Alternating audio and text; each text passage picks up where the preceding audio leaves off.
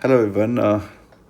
आज NCERT 11th class medieval history की जो बुक है, ओल्ड एनसीईआरटी बेसिकली, उसका चैप्टर नंबर 4 हम डिस्कस करेंगे। और चैप्टर का नाम है economic, social, education and religious believe of Indian society between 800 and 1200 AD. तो ये अर्ली मिडावल पीरियड है, ये ध्यान रखेंगे। This is early medieval period, ठीक है। 1200 के बाद से मिडावल हिस्ट्री शुरू हो जाती है, ठीक है। तो अर्ली मिडावल पीरियड में हमारी इकोनॉमी कैसी थी, सोशल लाइफ कैसी थी, एजुकेशन का क्या पैटर्न था, रिलीजियस हमारे कौन से बिलीफ सिस्टम चल रहे थे, तो इन्हीं सारी चीज़ों पर ये वाला डिस्कशन होने वाला है। तो बहुत ही इंटरेस्टिंग होने वाला है। प्लीज़ इसको पूरा लास्ट तक देखेंगे। And if you like it तो just share your feedback in the comment and I will definitely revert back to you, ठीक है, and also share these lectures. चलिए शुरुआत करते हैं। तो ट्रेड एंड कॉमर्स की बात करें तो इस टाइम पे एक इम्पॉर्टेंट बुक है बृहत कथा कोश, जिसको हरिसेना करके एक राइटर थे, उन्होंने लिखी थी। और इस टाइम पर अगर हम देखें तो समाज में जो गिल्ड का इम्पोर्टेंस है वो धीरे धीरे कम होने लगा था, ठीक है। ये नामदेसी और मणिग्रहण, ये कुछ इम्पॉर्टेंट गिल्ड थे जिसको हम लोग श्रेणी भी कहते हैं। आपने में एंशंट हिस्ट्री के टाइम पर गिल्ड क्या है, उनका क्या काम था, ये ऑलरेडी पढ़ा होगा, ठीक है। तो ये जो गिल्ड का इम्पोर्टेंस है, क्योंकि पोस्ट गुप्ता पीरियड में धीरे धीरे ट्रेड एंड कॉमर्स का डिक्लाइन शुरू हो चुका था। और ट्रेड एंड कॉमर्स जब डिक्लाइन हुआ, उसकी वजह से जो मर्चेंट्स की ये जो वॉलंटरी एसोसिएशन है, जिसको हम लोग गिल्ड या श्रेणी कहते हैं, इनकी इम्पोर्टेंस भी समाज में धीरे धीरे कम होने लगी। इस टाइम पे अगर हम देखें तो सबसे जो इम्पोर्टेंट पोर्ट है वो ताम्रलिप्ति था, बंगाल का, ठीक है।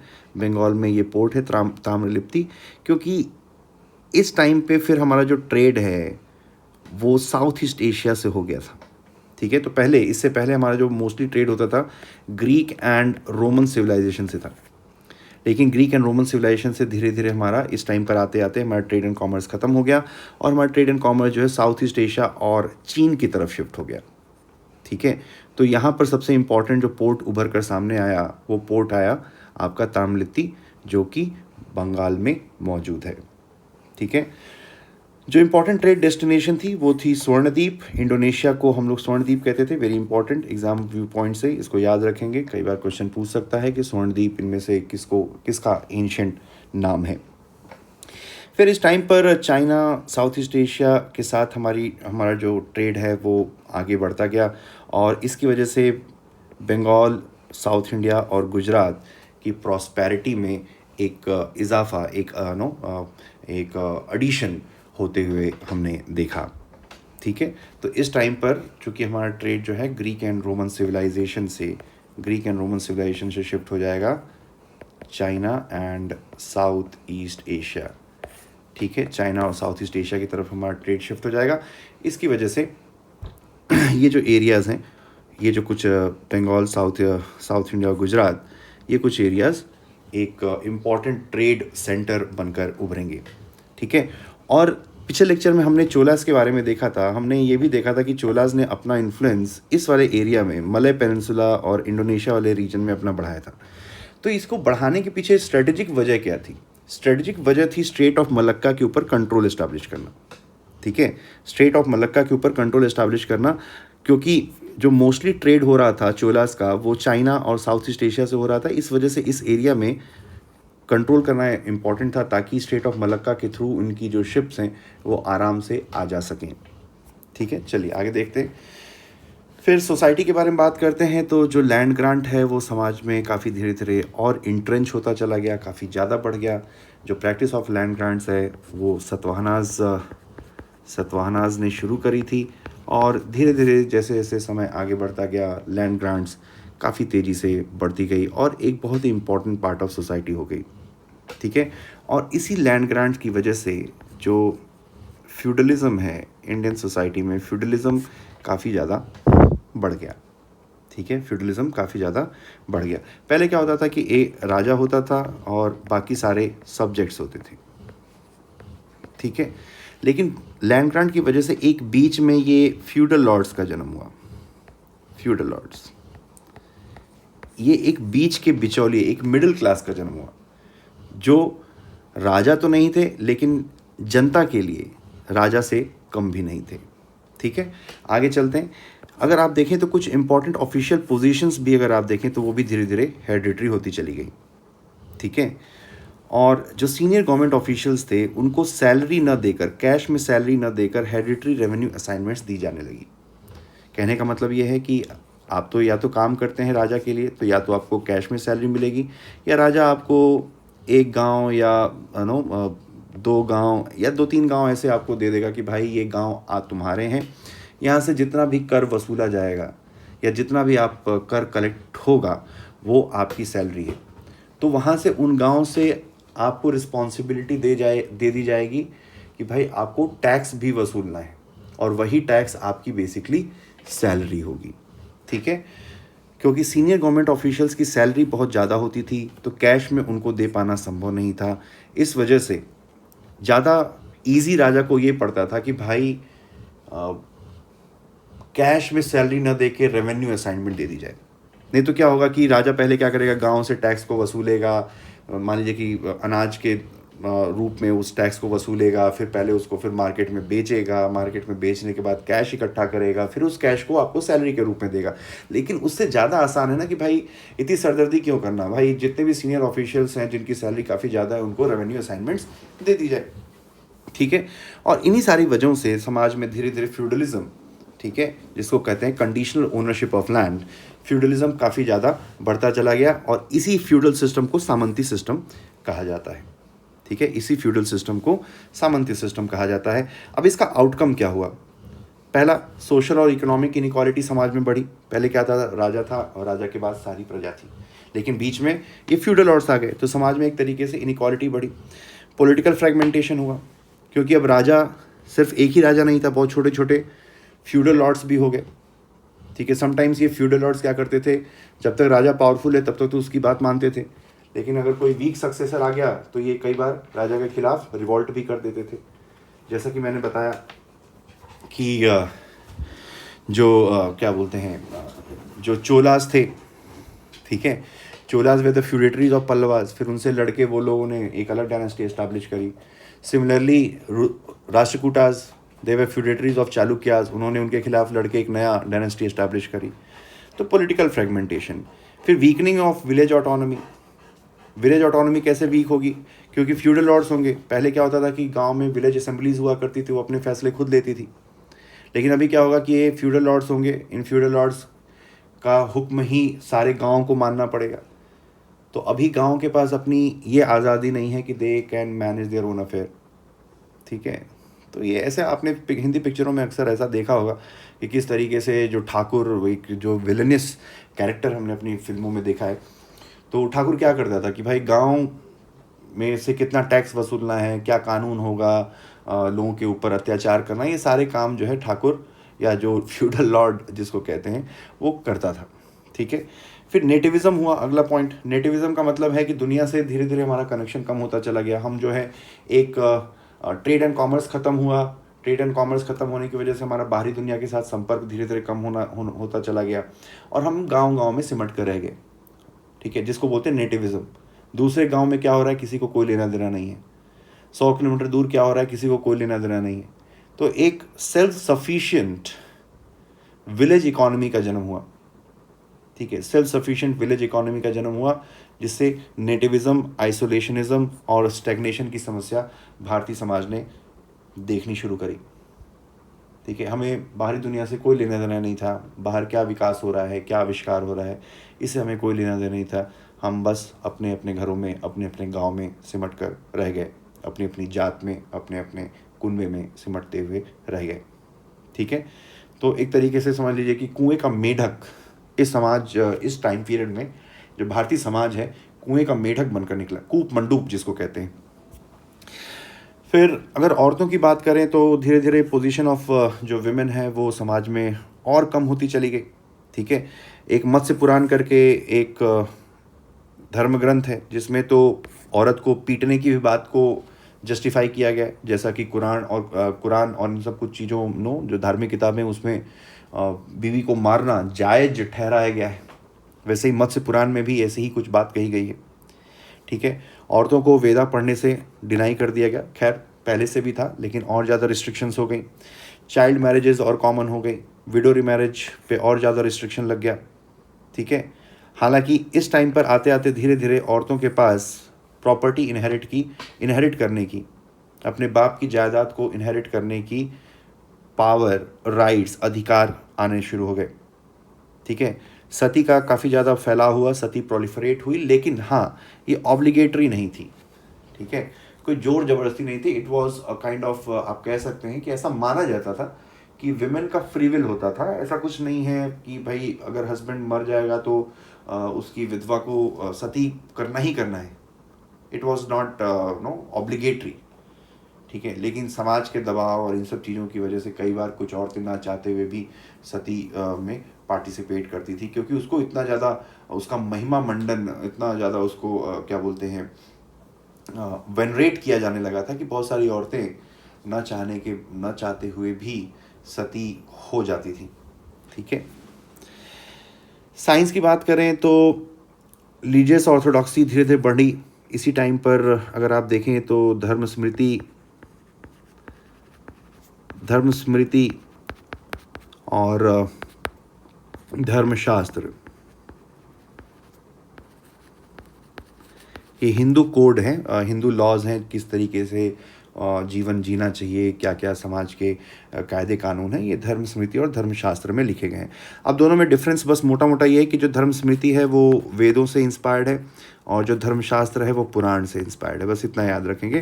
धर्म स्मृति में कुछ इंपॉर्टेंट स्मृतिज़ के नाम जैसे कि मनु स्मृति हो गया और नारद स्मृति हो गया, ये कुछ इंपॉर्टेंट स्मृतियाँ हैं, वो आप ऑलरेडी इनके बारे में थोड़ा बहुत जानते होंगे। तो धर्म स्मृति और धर्मशास्त्र का धीरे धीरे समाज के ऊपर इतना ज़्यादा इन्फ्लुएंस बढ़ता चला गया, और चूँकि ये धार्मिक किताबें थीं और धर्म हमेशा विज्ञान के खिलाफ होता है, क्योंकि धर्म कहता है कि तर्क मत करो, विश्वास करो, और विज्ञान कहता है कि भाई तर्क करो, तो दोनों के जो विचार हैं कभी भी एक दूसरे से मिलते नहीं हैं। ठीक है, क्योंकि dawn of rationality is the death of the religion. ठीक है, जब तक रैशनैलिटी नहीं आएगी, अगर सोसाइटी में जितनी रैशनैलिटी कम होगी, जितनी इरेशनल सोसाइटी होगी, वो उतनी ही ज़्यादा रिलीजियस सोसाइटी भी होगी। ठीक है, तो खैर तो रिलीजियस ऑर्थोडॉक्सी बढ़ी, धर्म का इन्फ्लुएंस बढ़ा, और इसकी वजह से धीरे धीरे समाज में रैशनैलिटी कम होती चली गई। एक इन्वर्सली प्रोपोर्शनल, ये है रिलीजन, ये है साइंस। ठीक है, तो जैसे रिलीजन बढ़ेगा, साइंटिफिक टेम्परामेंट समाज में कम होता चला जाएगा। इसी टाइम पर हालांकि एक किताब लिखी गई लीलावती, जिनको भास्कर सेकंड ने लिखा था। लीलावती एक किताब है, लीलावती के ही कुछ पार्ट्स हैं, जैसे बीज गणित, ग्रह गणित और गोल अध्याय। ठीक है, तो ये कुछ इम्पॉर्टेंट किताबें हैं जिनको भास्कर सेकंड ने लिखा था। ठीक है, तो इम्पॉर्टेंट है, इसको ध्यान रखेंगे। 11वीं-12वीं सेंचुरी में ये किताब लिखी गई थी, और देखा जाए तो आई थिंक ये सबसे लास्ट कोई एक इम्पॉर्टेंट साइंस के ऊपर लिखी हुई किताब थी before the arrival of the Islam, barbaric Islam in India. ठीक है, चलिए सर्जरी का भी डिक्लाइन हुआ क्योंकि बॉडी को डाइसेक्ट करना प्रोहिबिटेड था। ठीक है, आप सर्जरी के बारे में तभी सीख सकते हैं ना जब बॉडी को डाइसेक्ट किया जाए, तभी तो आप किसी की एनाटॉमिकल एनालिसिस कर सकते हैं ह्यूमन बॉडी का। लेकिन बॉडी को काट छाट करना ही धर्म के खिलाफ माना गया, जिसकी वजह से सर्जरी की इंपॉर्टेंस खत्म होती चली गई। ठीक है, एस्ट्रोनॉमी जो साइंस के ऊपर बेस्ड थी, खगोल शास्त्र, उसकी जगह पे एस्ट्रोलॉजी आ गई। ठीक है, ये क्या बोलते हैं एस्ट्रोलॉजी, ये जिसमें राशियाँ और राशिफल और ये सारी चीज़ें। ठीक है, फिर इस टाइम पे अगर देखा जाए तो इंडिया में हमेशा से ही गुड क्वालिटी हॉर्सेस की काफ़ी कमी थी, और इस वजह से हम लोग सेंट्रल एशिया से घोड़ों को इंपोर्ट करते थे। अब गुड क्वालिटी हॉर्स इंडिया में कभी क्यों नहीं ब्रीड होता था? क्योंकि देखो, जो घोड़े होते हैं हमेशा ड्राई क्लाइमेट में रहते हैं, चाहे वो गर्म ड्राई क्लाइमेट हो या कोल्ड ड्राई क्लाइमेट हो। इस वजह से अच्छे जो ब्रीड के घोड़े हैं आप देखोगे तो स्कैंडिनेवियन कंट्रीज़, डेनमार्क हो गया, इन सारे एरियाज़ में आपको ऐसे अच्छे घोड़े अच्छी क्वालिटी के घोड़े मिलेंगे। या तो आपको अच्छी क्वालिटी के घोड़े रेगिस्तान वाले एरिया में, जैसे ईरान हो गया, अरब हो गया, ठीक है, इराक हो गया, ऐसे एरियाज़ में आपको मिलेंगे। या तो आप रशिया या स्टेपी रीजन है, मंगोलिया, इन सारे एरियाज़ में आपको अच्छे घोड़े मिलेंगे। कभी भी हॉट एंड ह्यूमिड क्लाइमेट में, जैसे अफ्रीका, साउथ ईस्ट एशिया या लैटिन अमेरिका, ऐसे जगहों पर आपको अच्छी क्वालिटी के घोड़े नहीं मिलेंगे। तो इंडिया के साथ भी ये सबसे बड़ा एक चैलेंज था कि अच्छी क्वालिटी के घोड़े इंडिया में नहीं ब्रीड होते थे, क्योंकि हॉट एंड ह्यूमिड क्लाइमेट में बीमारियां लगने के काफ़ी ज़्यादा चांसेस होते हैं। इस वजह से हम लोग घोड़े को हमेशा से बाहर से इम्पोर्ट करते थे, मोस्टली सेंट्रल एशिया से, ठीक है। अब एक अल-बिरूनी थे जो महमूद ऑफ गजनी के साथ इंडिया में आए थे, आपको थोड़ा बहुत इस बारे में आइडिया होगा। तो अल-बिरूनी एक किताब लिखी थी जिसका नाम था किताबुल हिंद, ठीक है। किताबुल हिंद में उन्होंने काफ़ी एक नेगेटिव पर्सपेक्टिव दिया है इंडियन जो इंटेलिजेंसिया था, जो पढ़े लिखे लोग हिंदुस्तान के थे, उनके बारे में उसने लिखा है कि भाई इंडिया में जिसके पास भी जो ज्ञान है वो ज्ञान छुपा कर रखता है, किसी और के साथ नहीं बांटता है। अगर वो बांटता भी है तो सिर्फ अपनी अपनी कम्युनिटी के बीच में, ठीक है। बाहरी दुनिया से, बाहरी समाज से, किसी दूसरी जात वाले से, दूसरे समाज वाले से या किसी विदेशी से वो हमेशा अपने ज्ञान को छुपा कर रखने की कोशिश करते हैं। और उनका ये भी एक वेन एटीट्यूड है कि उनको लगता है कि उनको सब पता है, they know everything and they don't need and they don't feel any क्या बोलते हैं, अर्ज और necessity to learn the knowledge being shared from a person not belonging to their clan. किसी बाहरी आदमी का कोई ज्ञान ये एक्सेप्ट भी नहीं करते, उनको लगता था कि बाकी दुनिया बेवकूफ़ है, ठीक है, बाकी दुनिया बेवकूफ़ है। तो ये टाइप का एटीट्यूड था इंडियन इंटेलिजेंसिया का, ऐसा अल-बिरूनी अपनी किताबुल हिंद में कहते हैं। और अल-बिरूनी जो है महमूद ऑफ गजनी के साथ हिंदुस्तान आए थे और अराउंड 1030 के टाइम पर ये किताब उन्होंने लिखी थी, ठीक है। फिर धर्म की अगर हम बात करें तो 800 से 1200 के बीच में बुद्धिज़्म और जैनिज़्म का डिक्लाइन काफ़ी ज़्यादा हो गया था और इस टाइम पर हिंदुइज़्म का विकास हो गया था, ठीक है। तो धीरे धीरे बुद्धिज़्म और जैनिज़्म जो इम्पोर्टेंट धर्म थे हिंदुस्तान में वो धीरे धीरे ख़त्म हो गए और वापस से हिंदुइज़्म उठकर खड़ा हो गया। और देखा जाए तो पालास जो है हिंदुस्तान की धरती पे ऐसे आखिरी राजा थे जिन्होंने बुद्धिज़्म को पैटर्नाइज़ किया था। इसी टाइम पर बुद्धिज़्म के एक वज्रायना सेक्ट का जन्म हुआ और ये फिर काफ़ी ज़्यादा फेमस हुआ। तो देखा जाए तो वज्रायना सेक्ट का जन्म होता है आपके विक्रमशिला यूनिवर्सिटी में, विक्रमशिला, ठीक है।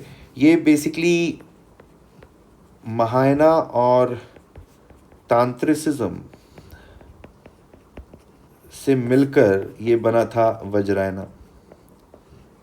और फिर ये जो सेक्ट है आगे चलकर तिब्बत में काफ़ी ज़्यादा पॉपुलर हुआ और हिंदुस्तान के जो मोनेस्ट्रीज़ हैं, मोनेस्ट्रीज़ ऑफ हिमाचल प्रदेश, लेह लद्दाख, फिर सिक्किम या अरुणाचल प्रदेश, इन मोनेस्ट्रीज़ में भी इस वज्रायना सेक्ट ऑफ बुद्धिज़्म काफ़ी ज़्यादा ये फैलता है।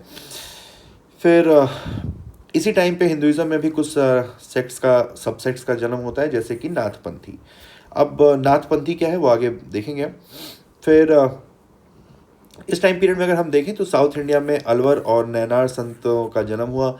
एक तरीके से भक्ति मूवमेंट, साउथ इंडिया में भक्ति मूवमेंट की शुरुआत होती है, ठीक है। फिर इसी टाइम पर वीर शैविज़्म मूवमेंट का भी जन्म होता है, उसके बारे में हम आगे देखेंगे। फिर हिंदुइज़्म का रिवाइवल होता है आदि शंकराचार्य द्वारा, ये भी हम आगे अगली ही स्लाइड में देखेंगे। फिर इसी टाइम पे भक्ति मार्ग जो है रामानुजाचार्य करके एक अलग थिंकर आते हैं, उनके बारे में भी हम अगली स्लाइड में देखेंगे। तो चलिए पहले देखते हैं नाथपंथी के बारे में। तो नाथपंथी एक तरीके से योग, तंत्र और भक्ति, ये तीनों चीज़ों का एक तरीके से मिक्सचर है। योग, तंत्र एंड भक्ति, ये शैविज़्म का एक सबसेक्ट माना जाता है और इसका जो जन्म होता है अर्ली मिडाइवल इंडिया में होता है, यानी कि 800 से 1200 के बीच में। और जो नाथपंथी है वो हठ योग इनर डिसिप्लिन और सोशल इक्वालिटी की बात करता है। हठ योग बेसिकली वो योग है जिसमें हम तरह तरह के कॉम्प्लेक्स योगिक पोस्चर का इस्तेमाल करते हैं ताकि हम अपने शरीर और मन को कंट्रोल कर सकें। ठीक है, तो हठ योग, इनर डिसिप्लिन और सोशल इक्वालिटी के ऊपर नाथपंथी काफ़ी इनका फोकस होता था। और Gorakhnath was the originator of Nath Panth, और उन्हीं गोरखनाथ के नाम से गोरखपुर जो उत्तर प्रदेश में एक ज़िला है उसका नाम पड़ा, जहाँ पे गोरखनाथ मंदिर या गोरखनाथ मठ भी है। और जो उत्तर प्रदेश के मुख्यमंत्री हैं आदित्यनाथ, वो इसी नाथ पंथ से ताल्लुक़ रखते हैं।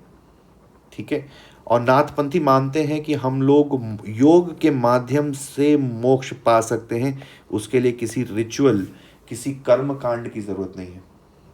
ठीक है, जैसे पूर्व मीमांसा कहता था कि रिचुअल्स के थ्रू लिबरेशन प्राप्त कर सकते हैं, पूर्व मीमांसा। लेकिन नाथपंथी का कहना है कि भाई रिचुअल्स की जगह पे हम योग के माध्यम से मोक्ष को प्राप्त कर सकते हैं।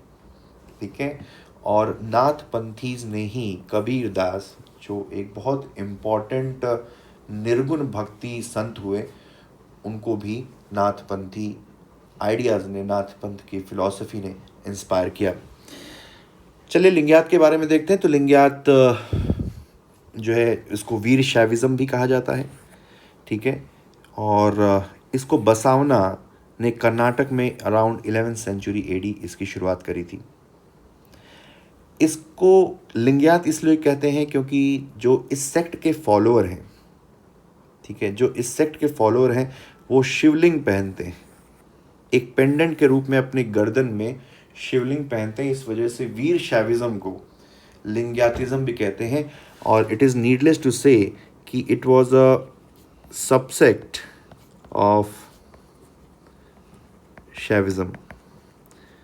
तो शैविज्म का ही एक सबसेक्ट था, और ये अपनी गर्दन के अराउंड चूँकि शिवलिंग पहनते थे, इस वजह से इनको लिंगायतिज्म, लिंगायत भी कहते हैं। तो 11th सेंचुरी में इसका जन्म हुआ कर्नाटक में, ये ध्यान रखेंगे। आगे देखते हैं इनकी डॉक्ट्रिन ऑफ फिलॉसफी के बारे में देखते हैं। इसमें ऑलरेडी यूपीएससी में सवाल पूछा जा चुका है और फिर से पूछे जाने की काफ़ी ज़्यादा संभावना है। तो अगर हम इनके डॉक्ट्रिन और फिलॉसफी की बात करें तो ये रामानुजाचार्य के क्वालिफाइड मोनोइज्म यानी कि विशिष्ट अद्वैत फिलॉसफी से इंस्पायर्ड फिलॉसफी थी।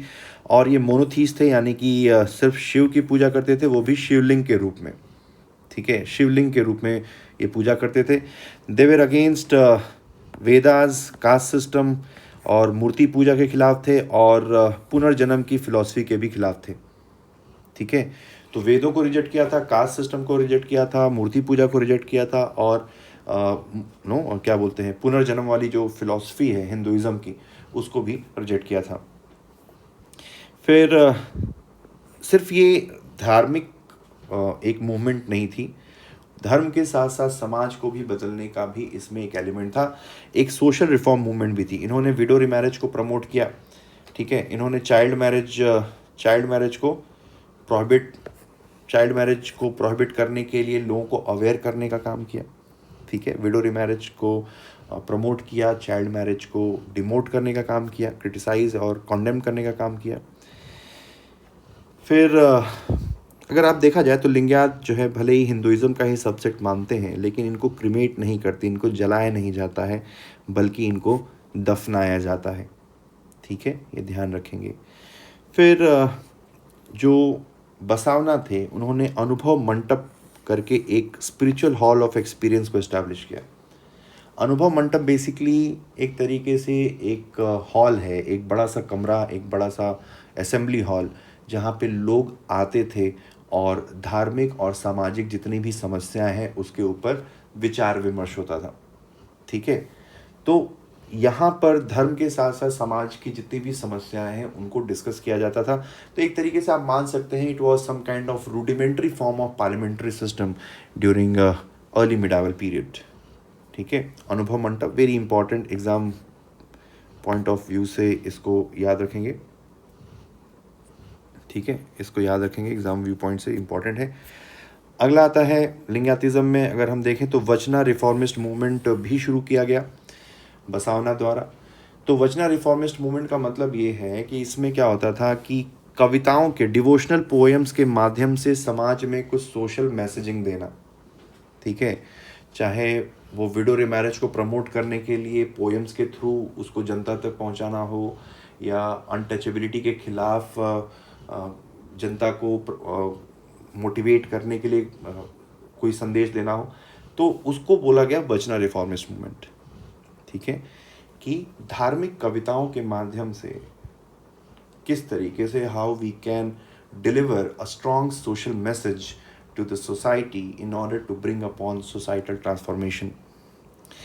फिर कुछ इंपॉर्टेंट पर्सनालिटीज़ के बारे में देख लेते हैं जो लिंगायतिज्म से जुड़ी हुई थी। एक है अक्का महादेवी, काफ़ी इंपॉर्टेंट है। She was a female poet belonging to Veerashaivism या लिंगायतिज्म। एंड अलामा प्रभु, ठीक है, अलामा प्रभु जो गुहेश्वर के नाम से, गुहेश्वर मतलब one who resided in the cave, Shiva को बेसिकली बोला जाता था। तो इस पेन नेम से अलामा प्रभु जो है अपनी किताब, अपनी जो कविताएं हैं वो लिखा करते थे। तो ये दो इंपॉर्टेंट पर्सनालिटीज़ हैं, Akka Mahadevi and Allama Prabhu, who were associated with Lingayatism. अगला आता है अलवर सेंट्स के बारे में। तो अलवर का मतलब होता है deep, one who is deeply immersed. तो बेसिकली ये लोग एक तरीके से 12 संत थे जो विष्णु के लिए कविताएं लिखते थे, विष्णु की भक्ति के लिए कविताएं लिखते थे। तो 12 संत तो कहते हैं, लेकिन एक तरीके से पोएट्स थे बेसिकली ये लोग, जिन्होंने विष्णु के लिए डिवोशनल पोएम्स कंपाइल करी। और एरिया का नाम है तमिलनाडु, टाइम पीरियड है 6th सेंचुरी AD। ठीक है, और इनको पायनियर माना जाता है भक्ति मूवमेंट इन इंडिया। ठीक है, तो हिंदुस्तान में भक्ति मूवमेंट की शुरुआत इन लोगों ने करी। और इनकी जो पोएम है उसके कंपाइलेशन का नाम है नालाईरा दिव्य प्रबंधम। ठीक है, जिसको कभी कभी तमिल वेद के नाम से भी बुलाया जाता है, नालाईरा दिव्य प्रबंधम। एक फेमस फीमेल अलवर सेंट भी हैं जिनका नाम है अंडल, ये नाम याद रखेंगे। और ये लोग विष्णु को अपना मालिक न मान के अपना लवर मानते थे, इस वजह से मधुर भाव से वो विष्णु की पूजा करते थे। ठीक है, 2 तरीके के भाव होता है, एक होता है दास भाव, एक होता है मधुर भाव। तो दास भाव बेसिकली आप अपने भगवान को जब अपना मास्टर मानते हैं और डर से उसकी पूजा करते हैं, ठीक है, उसको बोलते हैं दास भाव। मधुर भाव का मतलब आप अपने ईश्वर को अपना लवर मानते हैं और डर के नहीं बल्कि लव में अपने ईश्वर की पूजा करते हैं। ठीक है, अगले संत जो है नैनार संत हैं। ये शिव के भक्त ये वो पोएट्स थे जिन्होंने शिव से को समर्पित कविताएं लिखी थी। ये भी 6th सेंचुरी से बिलोंग करते हैं, इनका भी जो नाता है तमिलनाडु से ही संबंधित है। और ये टोटल 63 संत थे। इनकी जो कविताओं का कंपाइलेशन है उसका नाम है तिरुमुराई। 3 इम्पॉर्टेंट नैनार संत हैं, अपार, संबंधार एंड सुंदरार। ठीक है, इनका नाम याद रखेंगे।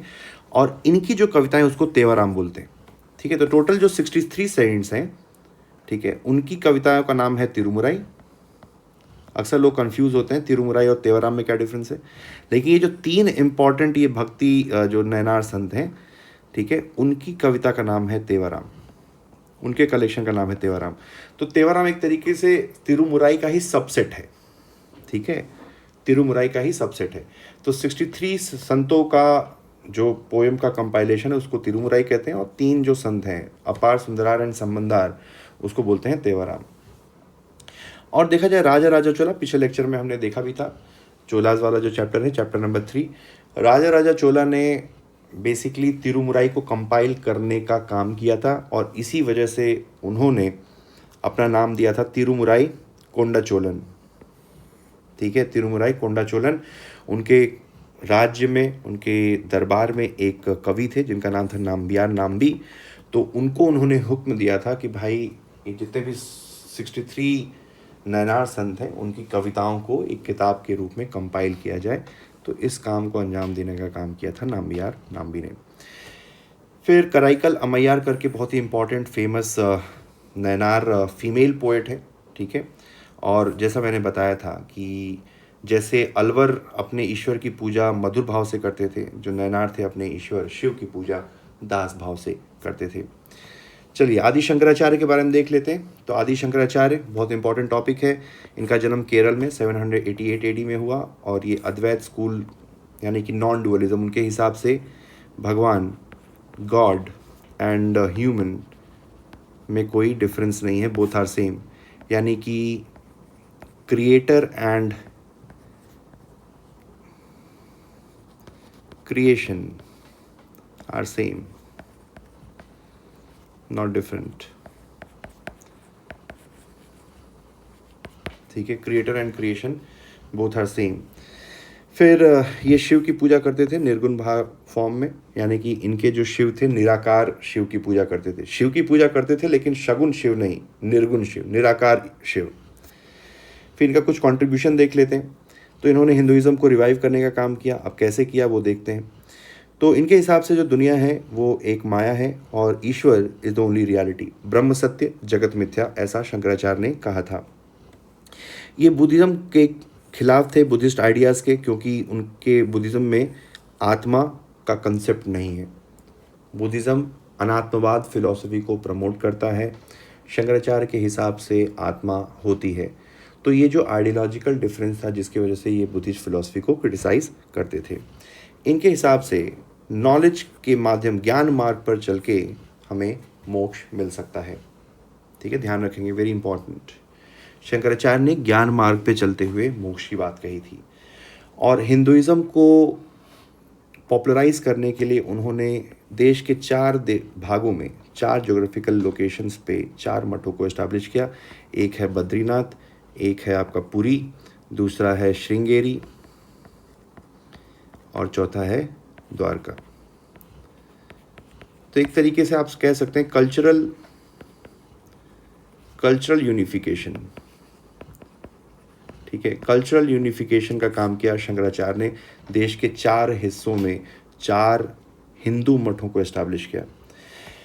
फिर हिंदुइज्म को पॉपुलराइज करने के लिए बुद्धिस्ट संघ के तर्ज पे, जैसा बुद्धिज्म के फेमस होने के पीछे सबसे बड़ी वजह क्या थी, बुद्धिस्ट संघ, तो उन्होंने उसी चीज़ को कॉपी किया कि हम हिंदुओं का एक सन्यासी कल्ट बनाएंगे जिसमें हिंदू साधु होंगे जिनका काम होगा हिंदू धर्म को पॉपुलराइज करना। जैसे बौद्ध भिक्षुओं का काम होता था बौद्ध धर्म को पॉपुलराइज करना, वैसे ही हिंदू भिक्षुओं का काम होगा, हिंदू साधुओं का काम होगा हिंदू धर्म को पॉपुलराइज करना। फिर उस टाइम पर हिंदुइज्म में अलग अलग सेक्ट के बीच में लड़ाई चल रही थी। इस वजह से उन्होंने एक स्मृतिज्म सेक्ट को क्रिएट किया। इसके हिसाब से आप शिव, विष्णु, शक्ति, गणेश और सूरज, इन 5 देवताओं की पूजा कर सकते हैं। और अगर आप एक देवता की पूजा करते भी हैं, ठीक है, तो ऐसा मतलब ये नहीं है कि आप दूसरे देवता के खिलाफ हैं। तो ये इन जो सेक्टेरियन कॉन्फ्लिक्ट है हिंदुइज्म के बीच में, उसको आयरन आउट करने के लिए स्मृतिज्म सेक्ट को इन्होंने क्रिएट किया, जिसमें आप शिव, गणेश, शक्ति, विष्णु और सूर्य, इन 5 देवताओं की पूजा आप कर सकते हैं with not necessary that if you are worshipping one god then you are critical to the other sect, ठीक है। फिर उन्होंने 10 नामी जो संप्रदाय है उसको वापस से रिस्टोर किया, और जिसमें जो साधु होते हैं उनको 10 कैटेगरीज में कैटेगराइज किया जाता है, ठीक है। इसको 10 नामी स्ट्रक्चर कहते हैं, 10 नामी, ठीक है, 10 नाम, 10 नेम्स, ठीक है। तो ये याद रखेंगे। अगले आते हैं रामानुजाचार्य। तो इनका जन्म जो है तमिलनाडु में हुआ था, यानी कि 1017 CE में। तो देखा जाए तो शंकराचार्य के बाद ये आते हैं, ये लोग कॉन्टेम्पररी नहीं थे। और ये वैष्णव संत थे। शंकराचार्य शिव के पूजा करते थे, ये विष्णु की पूजा करते थे। और एम पेरुमनार, ठीक है, इनको एम पेरुमनार के नाम से भी जाना जाता है। और इनकी जो आइडियोलॉजी है उसको विशिष्ट अद्वैत कहते हैं, यानी कि क्वालिफाइड मोनोइज्म, ठीक है। शंकराचार्य ने अद्वैत फिलॉसफी दी, इन्होंने विशिष्ट अद्वैत फिलॉसफी दी, ठीक है। इन्होंने भक्ति मार्ग से मोक्ष की बात की, जैसे शंकराचार्य ने बोला था ज्ञान के रास्ते पे चलते हुए आपको मोक्ष मिलेगा, रामानुजाचार्य ने बोला कि भक्ति के मार्ग पे चलते हुए आपको मोक्ष मिलेगा। फिर इनके हिसाब से ब्रह्मा और जो संसार दोनों ही रियल है। जैसे हमने पिछले स्लाइड में देखा, शंकराचार्य ने बोला था कि Brahman is the only reality and this whole world is illusion. लेकिन इनके हिसाब से भाई ऐसा नहीं है, दुनिया जो है माया नहीं है, इल्यूजन नहीं है, दुनिया भी जितनी ही सत्य है जितने की ईश्वर। तो दोनों में बराबरी की सत्यता है, कोई ऐसा नहीं है कि ईश्वर सत्य है और ये जो जगत है वो मिथ्या है। फिर अगर रामानुजाचार्य के हम कंट्रीब्यूशन की बात करें तो उन्होंने श्री वैष्णविज्म या श्री संप्रदाय को इस्टाब्लिश किया, ठीक है। रामानुजाचार्य इस्टाब्लिश्ड श्री वैष्णविज्म या श्री संप्रदाय। फिर पिछले लेक्चर में पिछली स्लाइड में हमने देखा था कि लिंग्यातिज्म जो सेक्ट है जो बसवना ने शुरू किया था वो इनकी ही डॉक्ट्राइन, इनकी ही फिलॉसफी से इंस्पायर्ड था। इन्होंने कुछ लिटरेचर लिखे जैसे कि श्री भाष्य, वेदांत दीप, गीता भाष्य एंड वेदार्थ संग्रह। इनके कुछ नाम आप चाहें तो याद रख सकते हैं। रिसेंटली स्टैचू ऑफ इक्वालिटी जो कि तेलंगाना में मौजूद है, वो रामानुजाचार्य की मूर्ति है, जहाँ पे उसको बनाया गया है और लोग वहाँ पर जाते भी हैं देखने के लिए। काफ़ी ह्यूमंगस है, इसकी फ़ोटो आप देख सकते हैं, स्टैचू ऑफ इक्वालिटी। अब इसका नाम स्टैचू ऑफ इक्वालिटी इसलिए है क्योंकि इन्होंने सर्वधर्म संभाव या मानव के बीच में बराबरी की बात की थी। कोई भेदभाव नहीं होना चाहिए, हर जात, हर पंथ, हर क्रीड के लोग, हर जेंडर के लोग बराबर हैं, हम सारे परमपिता परमेश्वर की संतानें हैं, ऐसा इनका मानना था। तो ये था चैप्टर नंबर 4। और जैसा कि हम इस फिलॉसफी को हमेशा फॉलो करते हैं, if you can't explain it simply you don't understand it well enough, ऐसा एल्बर्ट आइंस्टाइन ने कहा था। तो होप आपको ये लेक्चर समझ में आया होगा। जितना भी सिंप्लीफाइड तरीके से मैं इस पूरे चैप्टर को जो फालतू की चीज़ें हैं उसको हटा के आप तक मैंने पहुंचाया। और सिर्फ लेक्चर में जो एनसीईआरटी में दिया है सिर्फ उतना ही नहीं, उसके अलावा एक्स्ट्रा चीज़ें भी जो टॉपिक उसमें दिया है, कोई भी वर्ड या कीवर्ड दिया उसको मैंने डिटेल में उसकी जो रिलेवेंट इन्फॉर्मेशन है उसको भी इस डिस्कशन में मैंने कवर किया था। तो अगर आपको ये लेक्चर पसंद आए तो अपने कमेंट में ज़रूर बताइएगा। अगर आपको कोई फीडबैक है, कोई चीज़ पसंद नहीं आई, कोई एनीथिंग, तो वो भी आप ज़रूर शेयर करिएगा। आप गाली भी दे सकते हैं, आप अगर अच्छा कहना है तो अच्छा भी कह सकते हैं। You are free to do whatever you want. ना मैं आपको जानता हूँ ना आप मुझे जानते हैं। खैर, और बाकी अगर आपको पसंद आया तो शेयर ज़रूर करिए सो दैट ये बाकी लोगों तक भी पहुँचे। And these things will motivate me and I will keep making these kind of informative and useful lectures for you in coming time. Thanks for watching. Have a nice day. All the best.